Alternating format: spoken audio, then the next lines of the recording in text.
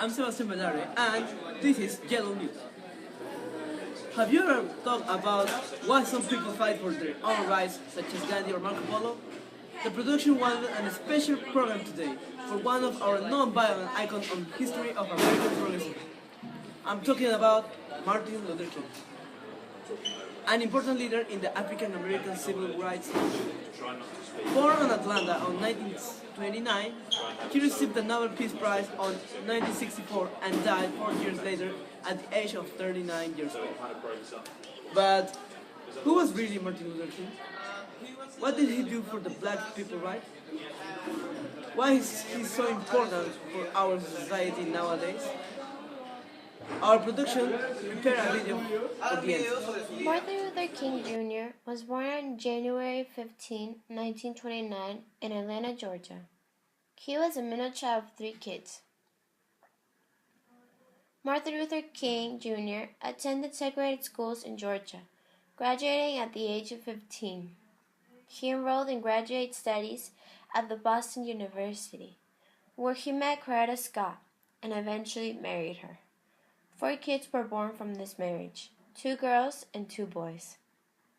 In 1954, he became pastor of the Dexter Avenue Baptist Church. He traveled many times and was awarded with 5 honorary degrees and was the youngest man to ever receive the Nobel Peace Prize at the age of 35. Also, he appeared at the cover of Time magazine, named as the Man of the Year in 1964.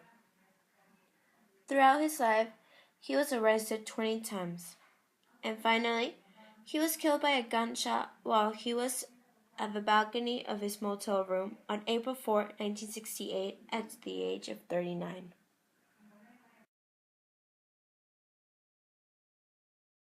He was the only black race man who decided to change the main laws and commandments. He made up plans to create new movements that would change the world in a political way. He risked his life to save other people's rights. For example, when he supported the Montgomery bus pride boycott in 1955, his support for the founding of the Southern Christian Leadership Conference in 1957, of which he became the first president, and the leadership of the March on Washington Jobs and Freedom in 1963, where was pronounced his famous speech, "I Have a Dream," which was spread through the country, creating public awareness of the civil rights movement and made Martin Luther King recognized as one of the greatest orators in American history. He broke many rules to liberate black slaves from the people who believed were their owners. He wanted to have the same laws and also his people like the white men had. In the past, black people were deprived of their rights. In other words, they didn't have the same possibilities as white person had.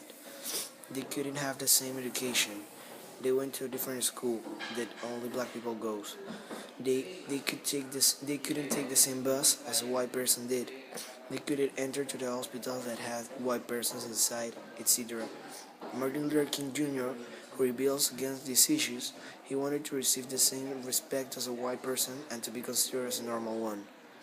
He said that he wanted the best for his 4 children and fight for a future for them, to have the same treat as a white person and its rights.